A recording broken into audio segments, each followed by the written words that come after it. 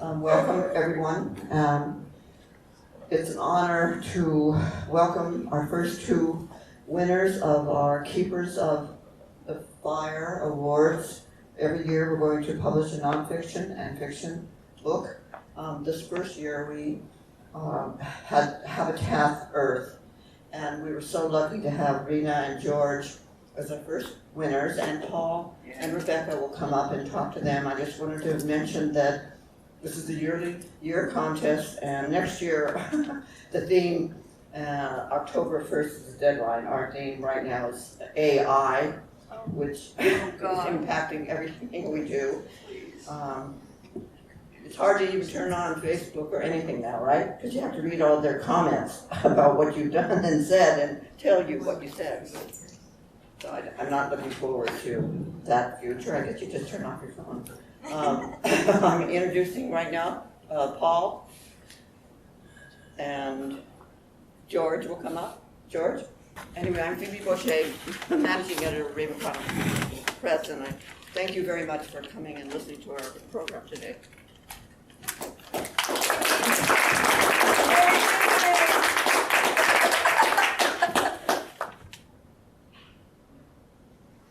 The theme of George Koszulinski's book is a war to end all wars and its aftermath.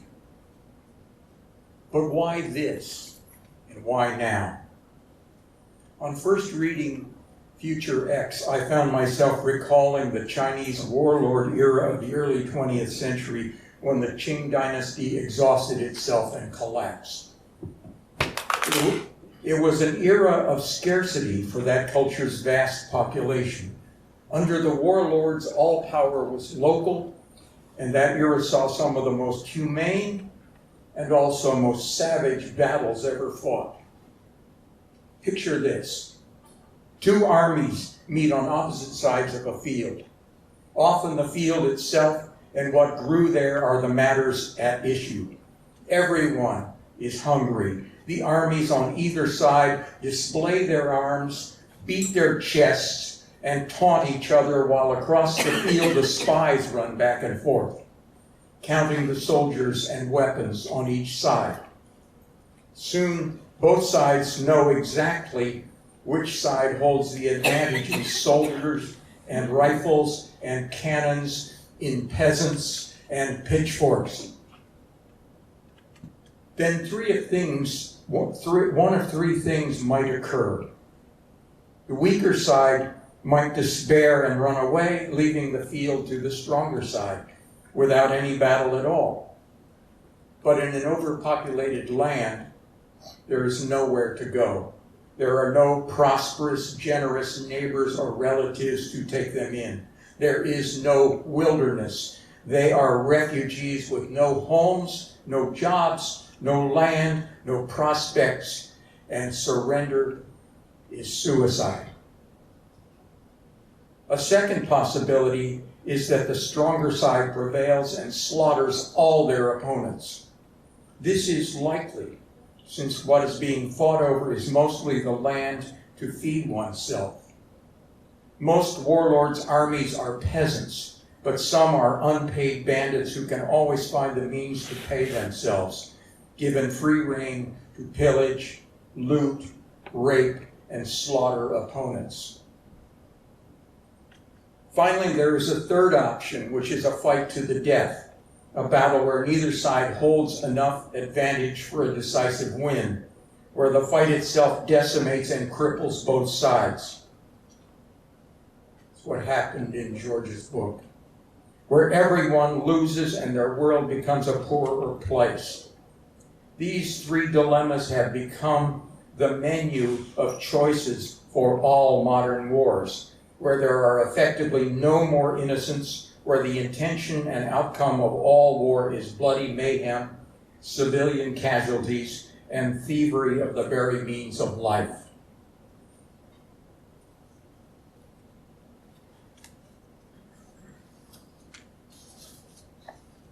George Koszulinski's book is a work of daring, of intuition, purpose, and surprise. It contains stretches of lively, tough thought and delicious writing. And make no mistake, it is an imaginative creation, this dystopia with its handful of random but oddly compatible survivors of its fiendish onslaughts and barrages, of its frankly unwinnable wars. But with its war crimes and debt tolls in the billions, we might well ask, what is George Koszulинski up to? I think that what he contrives to offer is a stress test for the human spirit, asking both what we can still find in ourselves to aspire to, hold out hope for, accept, and what we can still take by way of punishment and loss, short of surrender, short of death. A stress test has to push hard. It has to risk breaking things to crack open and find out what we're made of, where we stand, and what it is that we can stand. And it is a stress test that this reader, for one, admires and applauds. George Koszulинski is an award-winning writer and director who has been producing films since 1999. His work spans a wide range of forms and styles, from feature-length narratives and social justice documentaries to short experimental films. His documentary work has enabled him to collaborate with a broad range of communities, including oceanographers and mariners studying climate change, Haida communities of the Pacific Northwest, migrant farm workers in Florida, and voodoo practitioners in rural Haiti. He makes his home and teaches in Florida, though he has taught and lived in the Pacific Northwest. Please join me in giving him a warm Northwest welcome.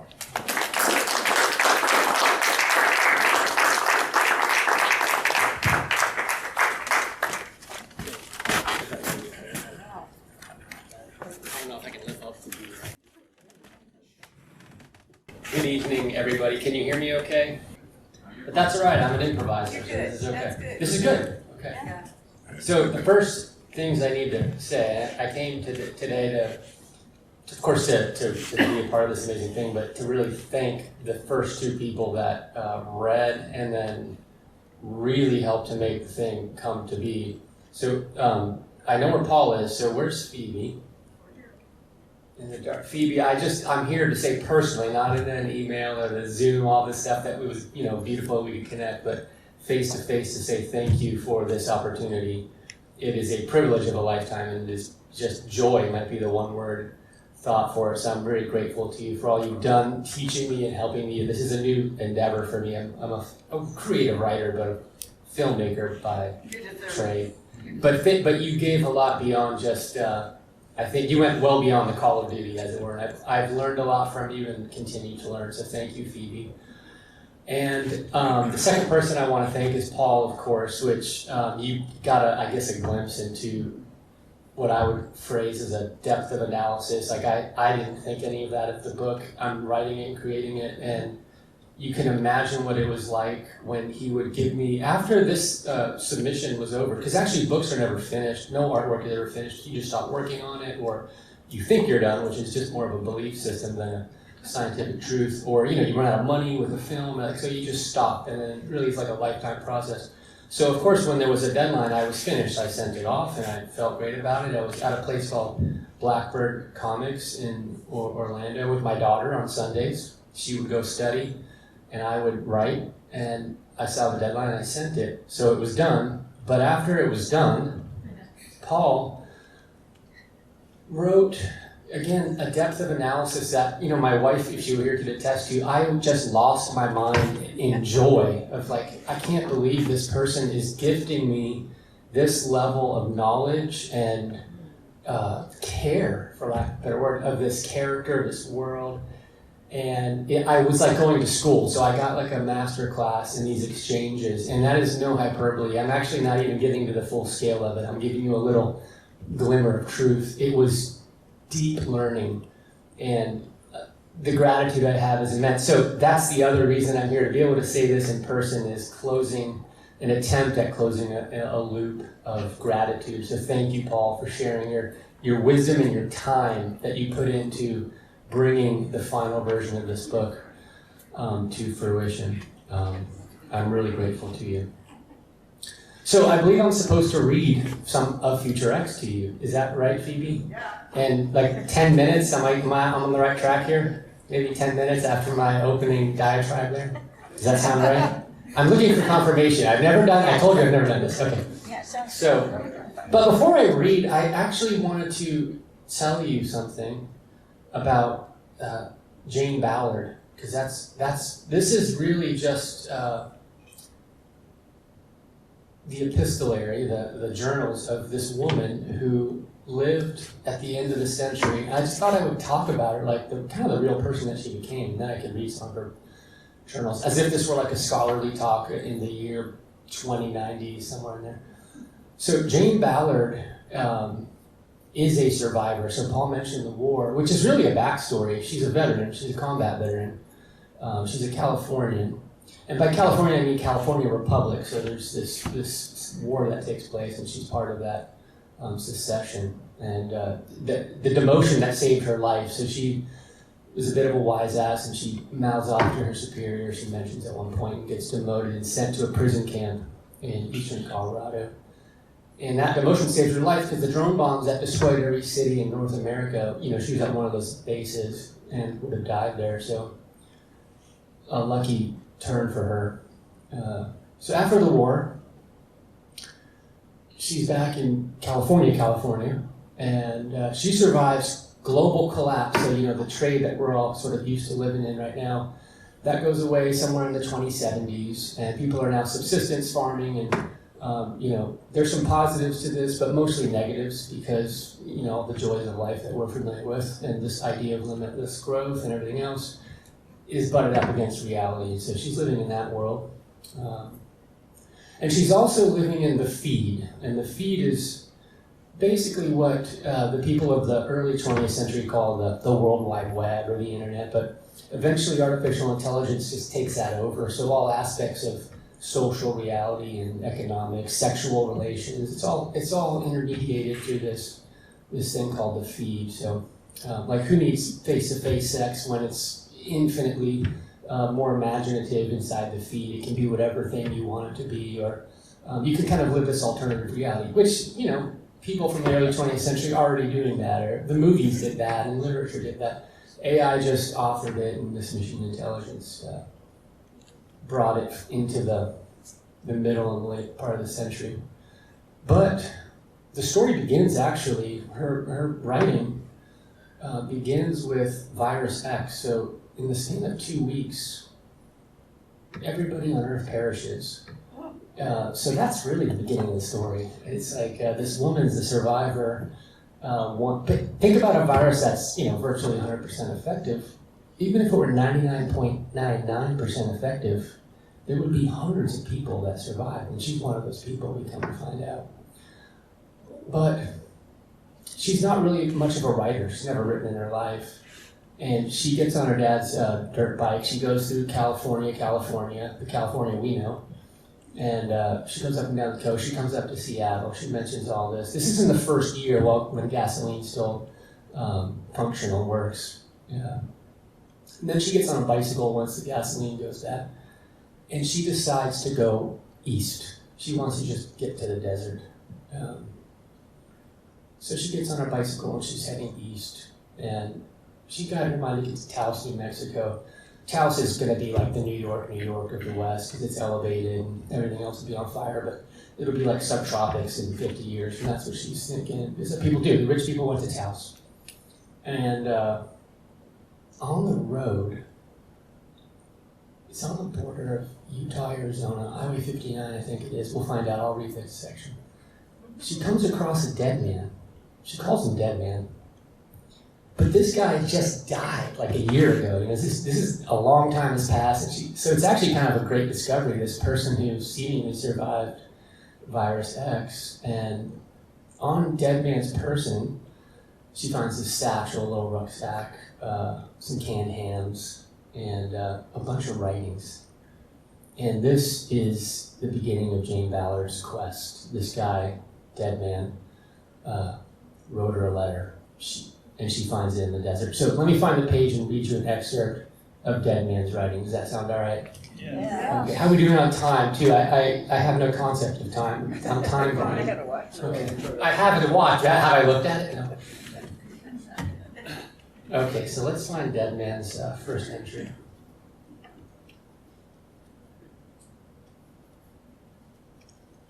Let's see, I did mark it, so just give me a second.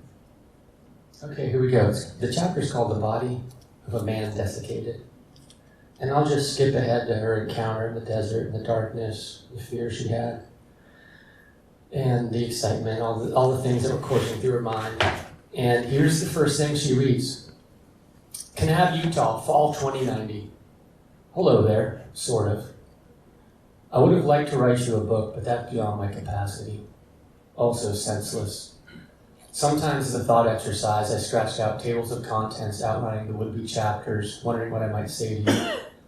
There's an increasingly unbalanced pleasure and fantasy, letting the speculative imagination run wild. Reality has become the black hole from which there is no escape. That was our biggest problem, don't you think? Our collective failure to imagine our way out of this world and into another. So what if I engage in patterns of complete vanity, delusional from the start? I'm not trying to hold on to my sanity or the fabric of this world. Also, in case you're living in an alternative fantasy of your own devising, let this serve as a reminder that books in their paper form were an anachronism long before I imagined writing one.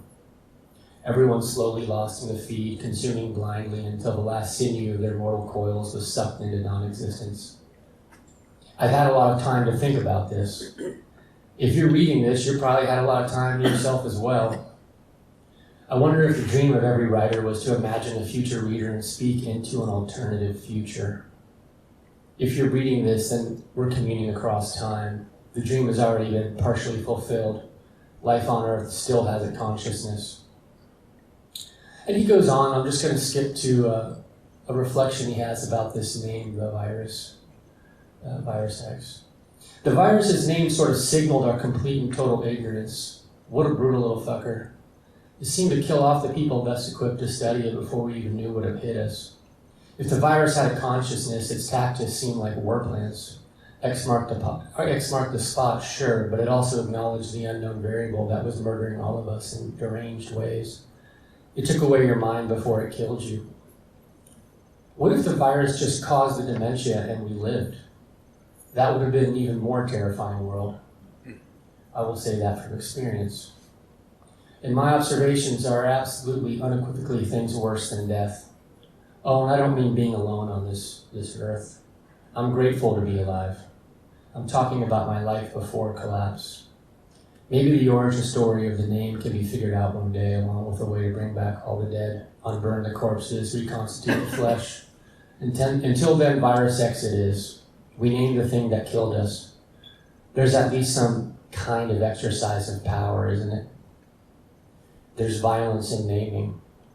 Think about it. So Jane does think about that, because the first thing she writes is she says, my name's Jane Ballard, survived. You know, if nothing else, just remember my name. So she's thinking about the affirmative side of that, but Dead Man's thinking about the violence of naming, which, you know, if you think about history, I think makes a lot of sense, and he had a lot of time to think about that. So she reads this journal, and it basically gives her an idea of this is a really affirmative act. And yes, it is a dystopian story, but I think like all science fiction in this genre, it's actually the opposite, right? It's a utopian effort to imagine an alternative to this. And she sees this as an opportunity to reflect on her own life and hopefully pass that writing on to someone else. But Dead Man has a kind of effective quality on her. So I'm going to read the last section. I think on time, like 5 minutes sound right, Phoebe? Yeah.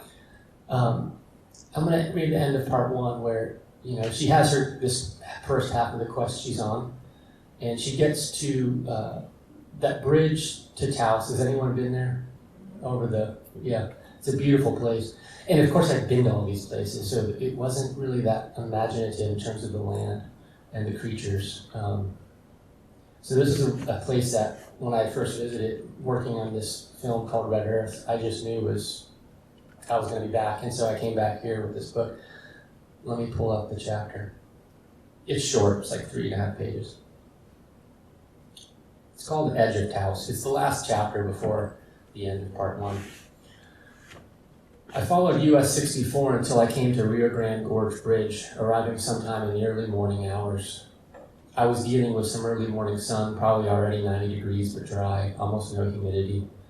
The dry heat was dangerous because you couldn't feel it killing you, sucking the water from your body until you're a desiccated corpse in the desert, pedaling into oblivion with a rucksack full of notes, senseless and lost in this world. Too late to die now. Gone too far. Drinking lots of water was the solution to this problem. I was too close to stop, and I could see signs of the city glittering on the horizon across the gorge. It was a spectacle to be seen, the famous bridge to nowhere. With the wind picking up and the sheer height of the bridge over the river below, I dismounted and started walking across. Both sides of the bridge were wrapped in large cylindrical spirals of razor wire that rose about 3 meters above the railing. At about every 15 meters, there were signs in English, Spanish, and Mandarin discouraging individuals with suicidal thoughts from jumping, as if the razor wire didn't already make that clear. The wire could have been climbed, but only for the most committed.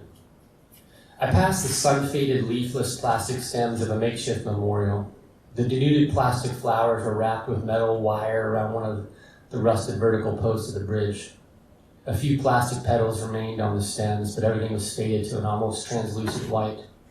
The plastic might last forever, outlive the bridge even, which was destined to collapse like all human constructions. I presumed someone had jumped from this point, and these plastic flowers were what remained of the memorial. I swear to Christ I felt a sadness there for no rational reason. Why should this single deceased person from some distant past make me feel anything? It occurred to me I might have felt something for the mourners too, who had also faced death, with no one left to memorialize them. Bodies in a burn pit. Maybe I was feeling sorry for myself in that moment, some kind of self-pity for being the last woman standing. Looking down at the river about 150 meters below, I shuddered at the thought of being crushed on the rocks. I took out one of my water bags and sucked it dry, thirstier than I thought. Before me was the Taos Plateau, a murderous place by virtue of its very qualities: heat, extreme heat, toxic dust, no shelter, not even a stick to burn at night, and the instruments of punishment splayed out on a vast landscape that turns your body into a leathery husk if you wait long enough. Not gonna lie, it was a sublime spectacle. Was there something wrong with me that I found this place so strangely attractive, comforting even? The colors, the sound of the wind, the jagged edges and deep wounds cut into the earth, as if giant gods had warred here before time itself. This shit was objectively beautiful and worth the long trek across California. This was probably the best I'd felt since the virus and all that happened after. Movement across this desert and time in it was bringing me some measure of peace. If I found survivors in Taos, it would bring an end to my life and global alienation. If there were no survivors in Taos, so be it. The desert was as fine a place as any to be alone. Acceptance was a process that led me here, to the desert, to the ancient bridge over this gorge cut into the earth over millennia. The morning light across the mesa and the path the gorge forged into the vanishing point created a kind of visual poetry that drew the eye in deeper and deeper until you were in it. Here I was, crossing the deserts, eating the dust. Somehow the edge of Taos was even more beautiful than the rest. Maybe I was hallucinating. Don't get me wrong, the desert terrified me, and crossing it was like holding one's breath underwater. There was a hard limit to what you could sustain, traveling at night in absolute darkness except for the beam of the solar lamp marking the way. I followed the giant metal power poles that stood like skeletons glowing under the moonlight and continued until the sun told me it was time to bed down for the day. It occurred to me I had been strangely content eating my canned hams, reading the encyclopedia entries, and listening to the wind back in Kanab. I could have stayed there even longer. All these thoughts came to me on the bridge over the gorge, which was now more than just a literal cross from me into Taos. My life before I crossed the bridge and after was marked by this moment, and I seemed to have a premonition of the moment's significance before anything had happened. On the bridge, something came over me, and I stopped at the halfway point to take in the view down below. The little Rio Grande was a long ways down, diminutive looking from way up here, but there was really nothing tiny about the gash in the earth that I was looking down into. I'd never seen the Grand Canyon except in the feed, but this felt like something similar, to be observed with great reverence. The cliffs on both sides of the river birthed the occasional tree struggling for light, climbing skyward as it exposed roots held on for dear life, a sight to see in the morning sun. I think the reason I had come to the desert was that it was possible to be out here before the virus and be alone. In that fantasy, I could pretend the world was just as it was, and my parents were back in Grizzly Flats, and billions of people around the planet were going about their business while I was out here in the vast loneliness of the High Plains Desert. Coming into the small towns brought that wave of reality that could best be described as depression. I'm not going to lie, sometimes I would just scream at the top of my lungs the whole way through. These weren't moments of madness so much as trauma therapy that helped release the pain. I always felt better after a good yell, my voice gone, but who needed that anyway with no one to talk to? As I was having these thoughts on the bridge, considering if now was going to be one of those times when I started screaming out loud, I saw him. Dead man stood in my periphery about 50 meters out on the eastern bank of the gorge. I thought I might have been dehydrated, seeing things. I definitely was dehydrated, but either way, he was standing on the far edge of the bridge, blocking my path towards Taos. Time to go. I got back on my bike and pedaled past him. He just stood there and watched me go. No response, nothing, but I swear I heard him say something as I was just out of earshot. When I turned back to see if he was still there, the bridge was empty and the black western sky was hinting purple-blue as the sun rose in my face, lighting up the clouds in an explosion of red and oranges bleeding into the black. This is going to sound crazy, but I think he was realizing I wouldn't be seeing him as much if I found survivors in Taos. He was a bitch-ass jealous ghost, envious of the living. I actually felt sorry for him. I had let him in and now he wanted more. I told you it was dangerous to interfere with the dead. Should have left his body unmolested, left his nose to rot away with his remains. Let someone else get possessed by this dead guy. When I turned back towards Taos, that's when I saw what I really should have seen from 100 meters out, but was so transfixed on the gorge and the grand vista surrounding me. On the large rusting metal sign, spray painted in fluorescent orange letters, were two words that nearly stopped me in my tracks. Taos safe. Well, thank you all very much. Really good. Have a time with you.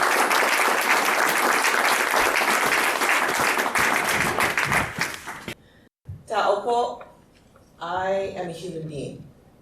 Tuloy, come share my world. Ako ay Rebecca Mabanglo Mayor. I am Rebecca Mabanglo Mayor. My relationship with the water and the land of the Pacific Northwest began as a child scampering around the school playground where tall cedars created the perfect setting for our story games. My memories as an 8-year-old don't include the events outside the playground, but they still impacted me. The Vietnam War gave my parents a feeling of instability. As immigrants from the Philippines who survived World War II, they didn't want their American dream disrupted by the suspicions they could see in the eyes of their coworkers of European descent. At the same time, the children of Coast Salish tribes were suffering the loss of their history, their land, and their identity, which was, and still is, woven into the local ecosystem. It would be decades before I started to learn some of the indigenous history of the land that I've called home the majority of my life. Nothing can compare with lived experience.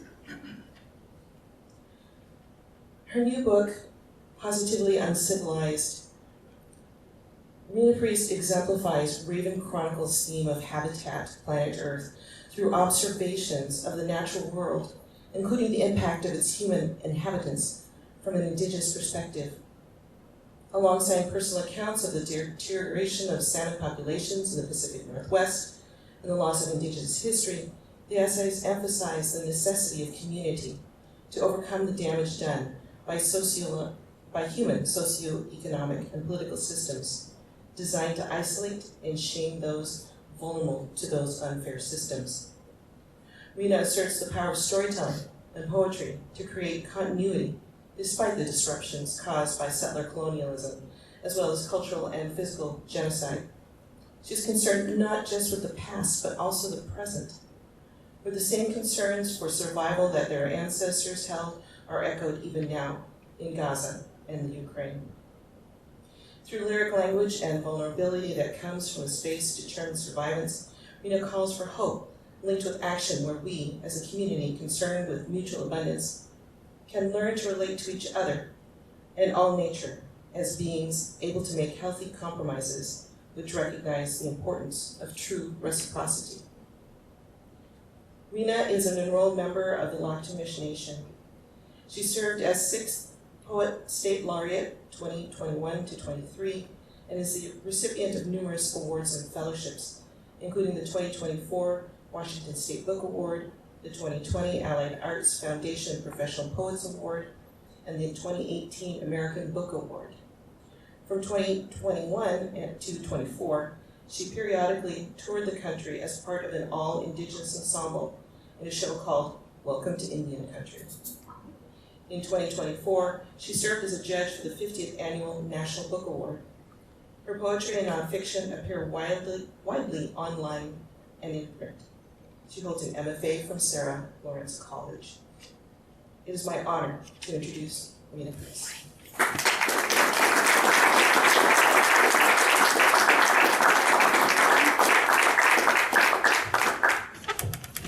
think the microphone's at the default setting.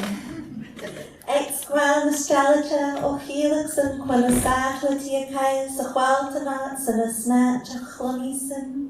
Hello everybody, good evening. I'm so happy to be here with you all to share from this new collection, and I also would like to thank Phoebe so much for all of the wonderful editing and all the patience and accommodation that you put forward into making this book happen. And of course, so many thanks to Rebecca for selecting this book and for reading it with such care and attention. Haishka.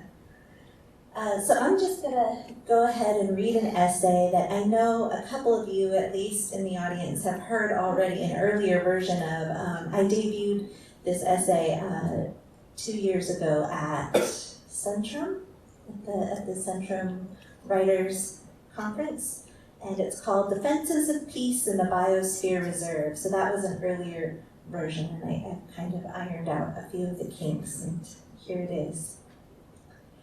I arrive in the Cascade Head Biosphere Reserve and Experimental Forest on March 1st, 2024. Cascade Head is one of 28 UNESCO Biosphere Reserves in the United States. There are 309 such reserves in 41 countries worldwide. This place is special not only for its beauty, but also for its distinction as the first scenic research area in the United States. It was made such by Congress in 1974 to protect and restore the region's ecological integrity. I am here as the inaugural fellow of a residency for Indigenous writers. To better understand UNESCO's role in the Biosphere Reserve, I turn to their website. I find a quote from their constitution. Since wars begin in the minds of men and women, it is in the minds of men and women that the defenses of peace must be constructed. So that settles it. I am here to construct defenses of peace, a peaceful mind responding constructively to ecological violence and the spiritual disturbances that result. My first morning in the reserve, I wake to snow, make coffee, build a fire, and let the peaceful beauty of the place settle on me like the snow soundlessly falling into the valley below.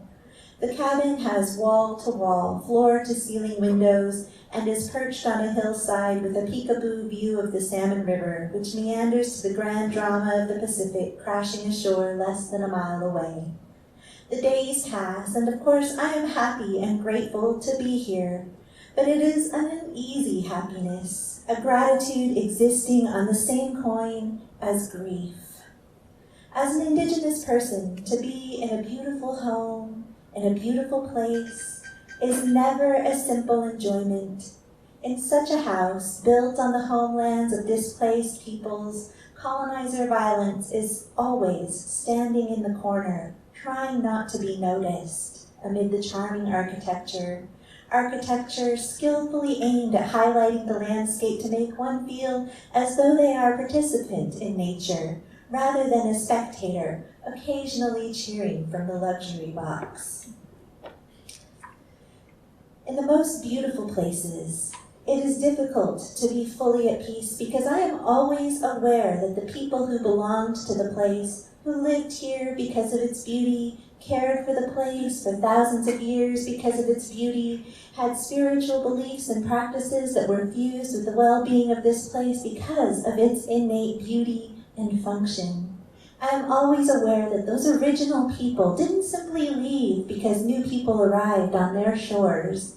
These people, all up and down this coast, every watershed, every nook and cranny of hospitable, desirable land through violence or threat of violence, were taken. And once taken, the violence was turned from the original inhabitants to the landscape itself. Ancient forests felled, ancient forests felled, salmon rivers dammed and dammed. Buffalo herds systematically exterminated to break down indigenous resistance by destroying food sovereignty to make way for privately held domesticated livestock. The introduction of livestock, agriculture, clear cuts, mines, and factories destroyed native flora and deprived species that relied on those wild harvests so integral to survival. Each of these beings, like the original people, contributed to the balance of their homelands.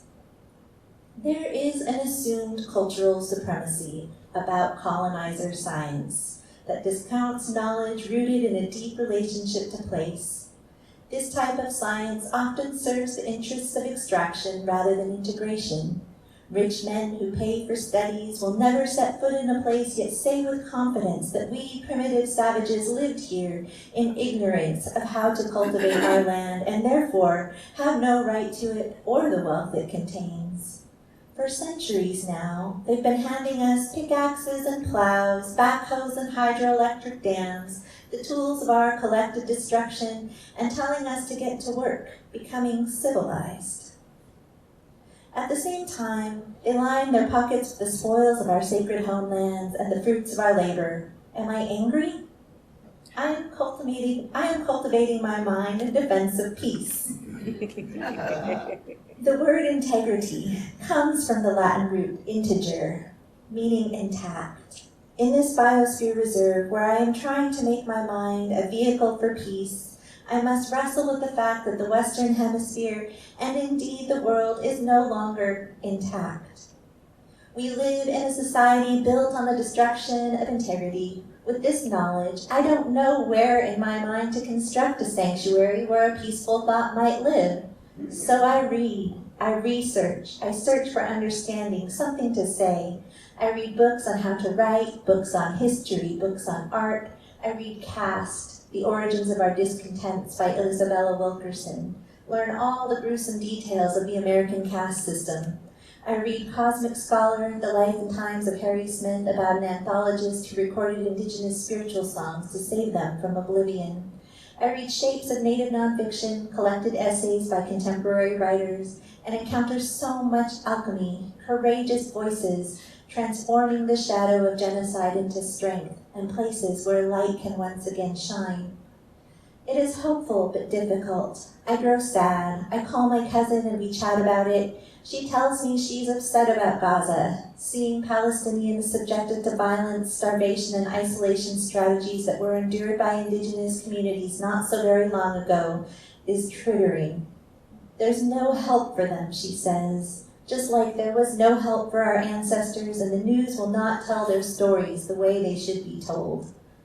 I think about how the genocide in Gaza began with the burning of their ancient olive groves. We end our phone call trying to encourage each other, but I'm still sad. My cousin's talk of Gaza makes me recall a recent breakfast with a family member and his wealthy girlfriend. The crisis in Palestine came up in our conversation, and the woman said, "It's just terrible. They should be allowed to have a reservation too. Everyone deserves somewhere to live." Then she changed the subject of conversation, better paired with her Bloody Mary. My husband watched to see if I would keep the peace. Of course I would keep the peace. What could possibly be gained in shit-stirring here? Besides, she got it half right. Everyone deserves somewhere to live. There is no need for a whole genocide right now. There was no need for one beginning in 1492 and continuing on for hundreds of years. There is no need for the burning of olive groves, the extermination of buffalo and salmon, the eradication of biodiversity in favor of domesticated monetizable monoculture. There never has been a need for it. Since wars begin in the minds of men and women, it is in the minds of men and women that the defenses of peace must be constructed. Everyone deserves somewhere to live. People, fish, birds, wildflowers, trees, and bugs. Spaces for holistic habitation should be preserved and protected, and this effort by UNESCO is beautiful. Still, it would be better if we as a species didn't condemn healthy ecology to such oppressively small quarters. It would be better if the Biosphere Reserve were the big one, the original homelands, the whole planet. To draw a little boundary around a space and declare it nature, preserved, is like the legendary king trying to carpet his kingdom to protect his delicate feet rather than wear shoes. It's good to make the initial step towards protecting something, but as my mind strives toward peace, it keeps returning to an obvious conclusion. We must try to find a way back to integration, integrity, a way of being intact. How? I think it begins with belief. I believe there are answers in ancestral knowledge. I'm not talking about this in a woo-woo way. I'm talking about it from the standpoint of indigenous knowing. I was listening to a neuroscientist talk about gut reactions. She explained how our gut is connected to the nervous system and responds when we know something intuitively. The interviewer asked her, "What is intuition?" She said that we have a limited amount of access to memory, but everything we encounter is stored somewhere in our brains. Got lost there for a second. Where am I? Here we go. Even if we can't easily retrieve it, it's there. All our accumulated knowledge and experience is there, and when we must make a decision with limited information, our intuition kicks in. We have a feeling, a physical feeling, about what needs to be done. She said this accumulation of information and awareness of the world gained through experience is the reason older people have a stronger sense of intuition. In my tribal community, elders are revered for this reason. What if honing intuition through accumulation of knowledge and experience works the same way over generations? Imagine living in a place for your whole life. You would learn its patterns, what grew where, when the tide turned, what drew the fish and game, and how to harvest so that more would return next time. You would feel safe and connected to your surroundings. Now imagine your DNA thriving in those landscapes and waterways, forming symbiotic spiritual and physical relationships there for 10, 15, 20,000 years. You would have connections to that place that newcomers couldn't replicate. The food there would be tied to your gut flora, and those special brain-body pathways for instinct and intuition would be supported by the food you ate, the water you drank. In search of the science of integration, I turn to the oral histories of my ancestors. Their brilliant integrated worldview is soothing in the perfect sense it makes. For example, in Lummi lore, it is said that if we treat the salmon with respect, they will travel from their longhouse, the smoke of which is like a rainbow, and journey to the fishing sites to be food for the people. I wonder what kind of fire makes smoke like a rainbow. How does the fire of the salmon people burn? I don't know, but its power is restorative. In old Lummi culture, there is a belief in a world under the water that mirrors our own. It is upside down, tiny things are big and big things are tiny. Smoke is made of rainbows. Here in our world, rainbows come when the sun shines after the life-giving rains. A rainbow is a symbol of renewal, so smoke made of rainbows is a symbol of new life, and the fire of the salmon people is not destructive, but creative. When the salmon return, they are the spark of life that will carry us into a new season, a spark that finds fuel as the beginning of fire. An electrician once told me that a high voltage electrical arc, essentially a really big spark, can be as hot as the surface of the sun. The sun, of course, is a star of course is a fire. Are we not made of the stars? Are we not also fire? Yes, we are. Fire consumes, fire destroys. People consume, people destroy. But fire also purifies and makes space for new life, so it is both destructive and creative. We have our place here, just as the salmon people have their smoke rainbows in the sea. Did you hear about the rainbow who got in trouble? It had to go to prison. It was a light sentence. If you use sound waves to burst a bubble underwater, it will expire in a flash of light. Light, by its nature, is a rainbow. The phenomenon is called sonoluminescence.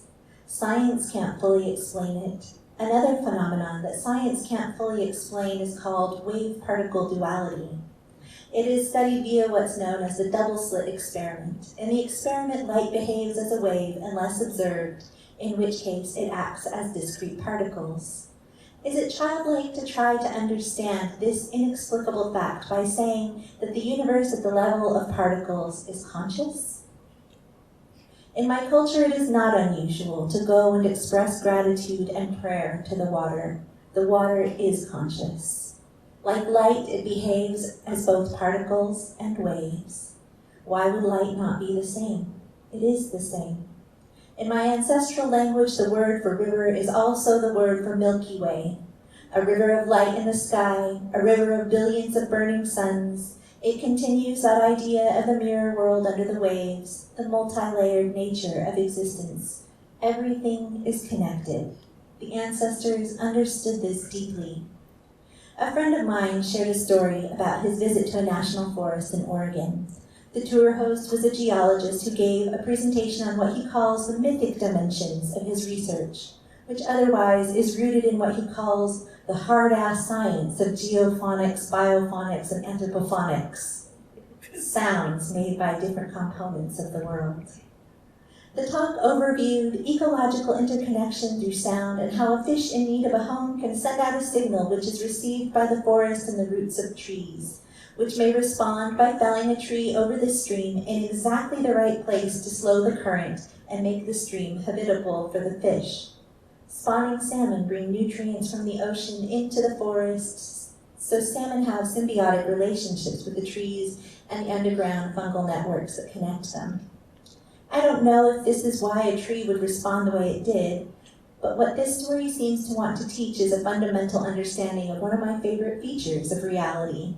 That the right combination of wishing, need, and expression can find an audience with a conscious and benevolent universe. That the universe and its infinite intelligence with the infinite connections between the fires that shine above and those that glimmer below will seek balance, will hear a request, and find a way to make it so.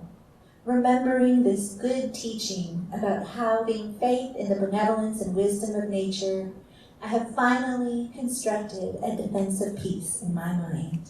Yay.